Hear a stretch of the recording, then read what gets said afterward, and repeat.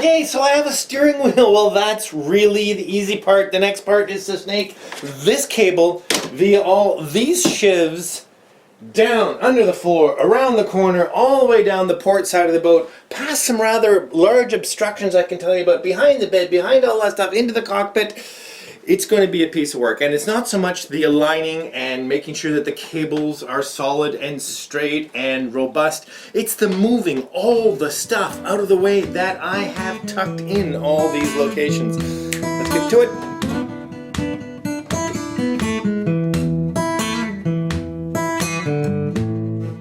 Hello and welcome to Travels with Geordie, and my name is Peter, and this good-looking fellow here is Geordie, and we live together on this wooden motor cruiser here in Victoria, British Columbia, all the while fixing it up for some pretty extensive cruising someday. If that's the sort of thing you might be interested in, please consider sticking around and subscribing. We'd love to have you. I'd also really like to take the opportunity to thank my patrons, whom without I really wouldn't have the ability to do this every week. Thank you all so much. And for those of you who would like to win a Travels with Geordie t-shirt, stick around to the end of the episode and I'll show you how you can do that. Cheers! Let's get on with it. Alright, so every once in a while there's something that I really don't look forward to, and this is one of them. Okay, so the chain comes off the sprocket and then turns to cable right away, and we'll go to a first sheave somewhere in here somewhere, then down and along underneath the sole. So the position of the first sheave below the cabin sole, down here, Peter, is going to determine where it is the rest of the way around. So I need to do some exploratory work under here to see really what structure is available there. I'm not going to attach these directly, let's say, to frames or certainly to the inside of the planking. I need to build some substructure that's solid enough to take this force and also sensitive enough to the original framing of the boat. I don't want to be running big bolts and such into the ribs, frames. So I gotta take some stuff apart here and we'll know a little more about what's gonna happen. Okay, so the first area to explore is down in here, and there are two constraints here. This box here is actually a duct, which is a exhaust duct, not engine exhaust, but a blower to exhaust air from the engine room, the bilge down here, and out through a vent there. And in behind here, well, you'll see in just a second, is the fuel fill. One of the fuel fills. Oh, and a bunch of cheap fiberglass insulation. So I have to stay clear of this, obviously, but I'm not too worried about that. So let me take this all apart.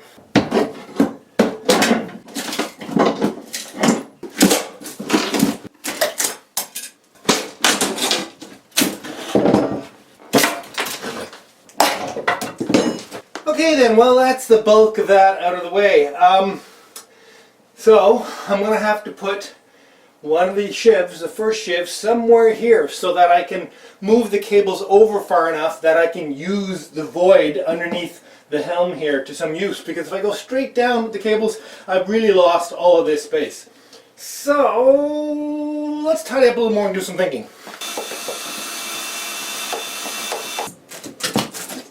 There we go. Well, there's the blower. Oh my gosh, that is a pretty gnarly little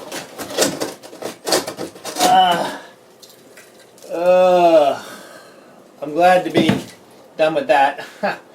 So this will probably come out because I very much doubt I will use a ductwork of plywood to move air up out of the bilge, because I'm going to be able to use some more of this space under the helm anyway. So I think this will come out. Alright then, well, this is actually going really well with that duct out of the way.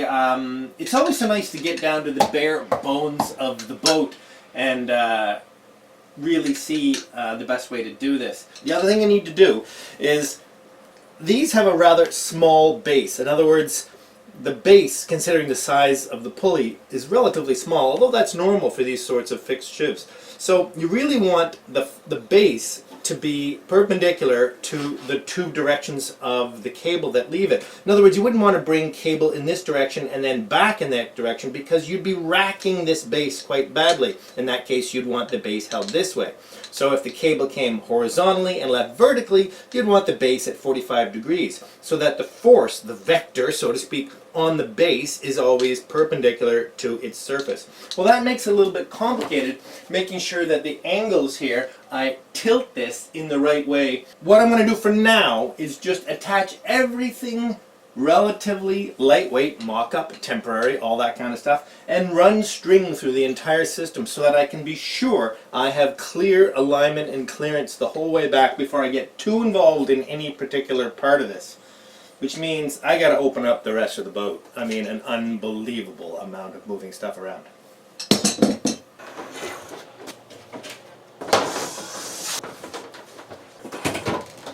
Okay, even with removing all the stuff I'd stored here, there's no escaping it. This has all got to finally be demolished. Bear with me, this is all got to come apart. I gotta say, when you start taking old wooden boats apart, or pretty much old anything apart, the sins that you find that I'm so glad I'm done with. It doesn't look too bad down here, but it was really ugly a minute ago. Anyway, I have to replace the whole sole, in other words, this floor and the structure for it at some point. And it's awfully tempting to do it now, but I can't possibly get involved in that right now. But yuck! Okay, let's just keep moving here.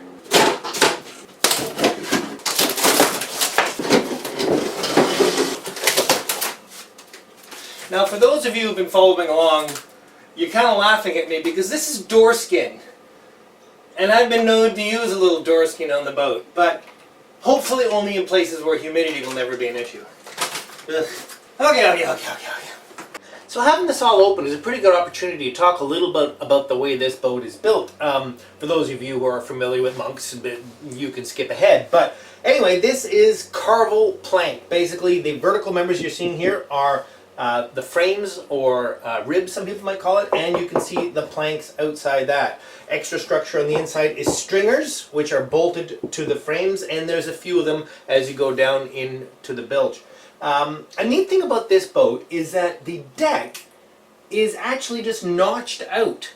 This is a solid Douglas fir timber, and it's thick, like it's 2.5 inches thick, and it's quite nicely carved to become the deck, and it's notched for the frames, and I guess they're just fastened into the edge of it rather than having a clamp, or some people might call that a shelf, up at that corner. It does mean there's no sort of knees here. It's always sort of amazed me that there's not much structure to hold, let's say, the cabin sides. So as I put this back together, I may put a couple of little knees in here in time. Okay, so some of the problems and some of the issues that happen with these wooden boats. Well, of course, the first thing is the frames. These are white oak and they're steam bent. And as a result, they are susceptible to iron sickness. Well, it's ever... It made worse by the fact that this boat is framed with galvanized boat nails, which is basically a little square cut nail driven in and then clinched over on the inside. They hold really well until they don't anymore, and they're practically impossible to remove. I would have to somehow bend over all of these, get at the head, suck them out. It's going to be very, very difficult to refasten this boat. Now, on the whole, these nails are still in excellent shape. Galvanizing is held very well. In some places where there's been more trouble with electrolysis and other issues, we see some bleeders and you really wonder what's happening. I haven't found anywhere on the boat where I'm seeing planks let go or there's any real evidence of failing fasteners, but I can't say I've been everywhere. So in time, I'm going to have to deal with that. More on that later. This thing here is called a butt block, and that's because these two planks actually aren't long enough to go the whole length of the boat, well, none of them are, so they meet here in a butt joint outside, but to help seal that off and give it some structure, they put a butt block on inside that covers up that joint. Well, these are susceptible. It's not so much that the butt block is the problem, it's a butt joint. Now, recently, and the great fear in a wooden boat is that you'll spring a plank. In other words, this plank will say, oh, the fasteners have let go and I'd rather be straight again, and pop out, usually at the butt joint. Well, that would be really scary here because this is above the waterline, but 2 feet further down, that would pretty much be an instant sink. So really don't ever want that to happen. So a kind of modern thinking, new thinking with looking after wooden boats is to take out all the butt joints and replace them with scarf joints, which would mean taking the block out, carving back these two planks on a long taper and sitting in a new piece that's equally tapered so that there's a long mated surface, which is epoxy glued some way together, and then refastened, and then that is bulletproof. It's as if it was one long piece of wood. And most high-end boat builders that are building this technique today start with a scarf joint. If you watch Acorn to Arabella or any of these other guys, they don't put a plank on the boat with a butt joint. So in time, I'd like to think I'd be replacing most of the butt joints, especially below the water. Huge amount of work. Okay, last thing to talk about while we're here is the frames. Yeah, you can see a little bit of splitting in some of these frames. Well, this is in a pretty gentle place. Down in the curve of the bilge where it's also underwater and there's more trouble, yes, there's more splitting. There's very few broken frames in this boat, and the only ones I can find are right in the back where it's very, very sharp turn, and we can talk about that another time. But on the whole, I would like to sister, and that means putting extra replacement frames in beside the existing ones. Now there's a couple of schools of thought on that, whether you slap them against the other one, the existing one. I think I'm going to put them halfway between, because that gives me all fresh new wood to fasten to. Most of the frames are still in good shape along with the fasteners that are in them, so I'm effectively going to have a boat that's framed on 4-inch centers, because these are only 8 inches apart. So it's going to be pretty stout. Now here's the really controversial part. I think I'm going to frame in plastic. Yes, there's a few people, including the fellow from Tips from a Shipwright, who really believe in replacement frames or even new boat frames made out of plastic, and that would be high density polyethylene. I think it's HDME, high density molecular weight plastic. It's a very, very tough, strong, invincible material that you don't need to steam bend. You can slide down in here and fasten in time, and it would add a lot of stiffness to the boat. Now, unlike an oak frame, once it's in its shape, it's not necessarily particularly strong, because you can always flex it. And when you steam bend an oak frame, once you've steamed it, it's strong in that position again, and it gives strength to the boat. But as I said, most of the frames are in good shape. Adding another plastic frame between each of these existing wooden frames is not to add strength so much as just general integrity. It means that the system, which is the planks and the frames and the new frames and the stringers, are held together in so many more places, because of course I'll screw them through from the stringers as well. And when I get down into the bilge, there'll be new floors that cross across, attach to the keel, attach the frames together, attach the stringers together, and I'm really quite excited about it. I know I'm going to hear a lot of grief about the possibility of using plastic frames, and I'm not set on it, but I'm leaning towards it a lot. Alright, in a desperate bid to have a place to store all the wood that's under my bed, which I need to get under there to do the rest of this, I've built this little rack here, which will actually be very useful over the winter while this is a wood shop. So, let's load this up. So here we go, now we're getting to the nitty gritty. Here's our main helm with the sprocket. Now, as I mentioned, it's going to be a smaller sprocket on here, but it's going to be roughly in line with that. So the chain is going to go down, and the first spot it's going to turn is on this stringer. So there's going to be a sheave here, a double sheave. So it'll be chained to about here, and then cable, and then down. Now, there's only 16 inches of travel of chain, so there's plenty of room in here. The chain will stop before it gets to this sheave. So, and then further down, it's going to go down to this stringer, which is actually the shelf, the support for the beams for the wheelhouse sole, and that line there is where it's going to be. So this sheave has to sit here. Now you can say, well, how are you going to bolt those on? Because you certainly can't put them on flat because they won't be aligned properly. And as I mentioned before, I have to make this surface perpendicular to the force, in other words, halfway between the two angles of the two cables that leave that. So I have to build shims, obviously, blocks that are, angled. Now, I could calculate that. I mean, that would be an immense amount of calculation to try and figure this all out. So what I'm going to do is attach these sheaves to little wooden blocks, and then I'm going to put them on with 2 screws so that they can pivot back and forth, and then I'm going to run all the cable through, but not with cable, with rope, and so that the whole system will be built, and I'll be able, by adjusting the screws, let this sit and find its natural position, at which point I can scribe the blocks and shave them and attach them permanently. Now that's a lot to take in at once, Plus, it's only an idea. I'm not even sure it's going to work, but let's see what we can do. Okay, so the first step is to make some blocks, and I'm going to use some of the sapella that I have around. Plus, I'm going to use full inch thickness, because by the time I attach this sheave, I'm going to be able to shave an angle on the back of that so that it sits properly against whatever member I'm putting it on, and I want to make sure I have enough meat.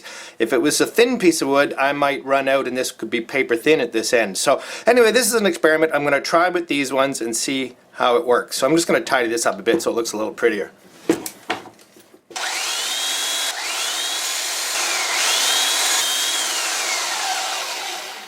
Okay, so I've just pulled so much rubbish out of the bilge. It's made out of old 2x4s. I want to make stuff that I put in there look at least a little reasonable. Obviously I didn't get the full burn out of there, but okay. So now I'm going to attach this to the block with really short screws, temporarily, enough to hold it on there, but at least as I start to shave the back, I'm not going to run into the tips of those screws inside the wood.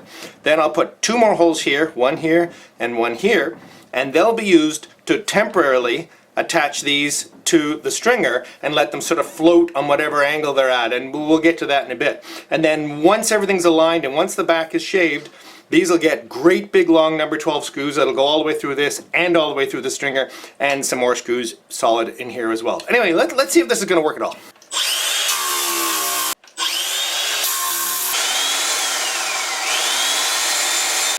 Alright then, so here's a selection of blocks. They're all used in different ways. These ones are used this way, and they have to be deep enough because they have quite a bit of carving out of them. There's two like that. This one is actually used this way and doesn't need that much carved out of it, but that should work out just nice. Now the thin ones, of which there are three, are just for the little redirecting ones. Now the cable is going to come through here at a very shallow angle, so there's very little force on these. So they go here, and they don't get much trimming, just a little bit. And this one, actually, these two are going to span two frames. And yes, this is going to be the only time, I hope, that I actually put any screws into frames. But again, because these are going to be spanned across two frames, and the force, because it's just a redirection cable, is very, very, very little. So it won't be too tough on the frames. Okay, now, then there's the really, really tough ones. Alright then, so the really tough ones are here in the Lazarette. In other words, where these cables are going to come along. I'm hoping you're getting this from about there all the way along here, and have to turn here somewhere. And if I take the sheave about there, so that they can go down there onto the quadrant, which I hope you can see. Now, this one is pretty much standard. I can put my standard block in, which I can shave, and I can put that on about a 45-degree angle, which is about appropriate. Now, on the other side, it's a little bit more complicated. Yes, indeed. Okay, so here you can see the cables will come across. Now, one comes straight across and goes around a sheave here to return to this side of the quadrant. Now this one is particularly sensitive. You'll notice I got a big one for this, and it's only a single, because the last set of cables has to come around this side to pull the quadrant in that direction. And this one takes an enormous force because the cable comes and returns in the same direction, in other words heading back that way. This sheave actually takes double the force of any other sheave. In fact, even more than that, because it's directly in line with its bolts. So certainly bolting it there, even with a block, would not be even close to adequate. This would be ripped out of there in no time. This one has to sit this way, and it has to be very, very strong. So I'm either going to try and tie this stringer and down and to this. You boaties will know what this is called, but it's a massive timber at the corner of the transom. I'd rather not tie in to a frame, but it's hard to say. Somewhere I got to put this about here, and really stoutly. Anyway, something to think about. Okay, again, needing a really solid spot about here somewhere to be able to attach this sheave to, I've elected to take this stout piece of sapele, and I'm going to carve it. So, just remove that splitter. It's going to sit right in here. Basically just a little trimming here and here and here, and make a little notch in the bottom. So that will sit tidy right in there which will give me an absolutely bulletproof spot to put this shiv. I still need one of my little blocks here, but it'll be in 2 directions. So, but at least this part of it will be absolutely stout, and I can put lots of screws in here, lots of screws in here into this, and I don't know if I'll screw into this because I don't want to put any more screws into this stringer, but I think by the time it's wedged in there, and I'll put some blocks in behind, this will be absolutely bulletproof. Okay, we're back to Beer of the Week, except this week, because it's chilly, we're going to have a coffee. We're having my favorite Cafe Latte Breve, which is an espresso and a ton of, it's that much espresso and that much cream. What do you think, Philip? Can you come to drink that? I'm gonna go. Do you remember Philip? Philip was here aboard, some months ago, and we had a pretty good time, a great tour, and he's, what do you think? Is it okay? This is heavenly. That's kind of evil, eh? With a little chocolate shaving on top. We've also just been back from our favorite little local, which is Spinnaker's Brew Pub just down the path, which is also an amazing chocolaterie. You're European. Chocolaterie. Really awesome stuff. We're going to enjoy that. And awesome stuff for the dogs. And treats for both dogs. So Geordie and Griffin have enjoyed that a lot too. So anyway, this week, because it's chilly and stuff, we just thought this would be just perfect. So while I'm at it, I have to thank, and I'm so grateful to Gary Gish and Michael Clark. Thank you so much for coming aboard as this week's new patrons. And Philip, you're now aware that we have a new feature, Travels with Geordie at Beer of the Week. We need a word of the week. Yes. For the t-shirt, right? Because I give away a t-shirt every week. So you've got to think of what is it? Mug? No. Your coffee name. Coffee. Oh, latte breve. Latte breve. breve. Or latte breve. is Or at the least word. breve. Breve is the word. Awesome. Okay, so use the word breve in a comment down below. And you're in the running for a free t-shirt, which I'll choose for at random out of the first 24 hours worth of... Do I still need to say this? You know what I mean. Put breve in a comment, you might win a t-shirt. Cheers. See you next week. Hey. Cheers. Hey. What a day. Thank you so much for welcome. coming. It was Thank just you. super.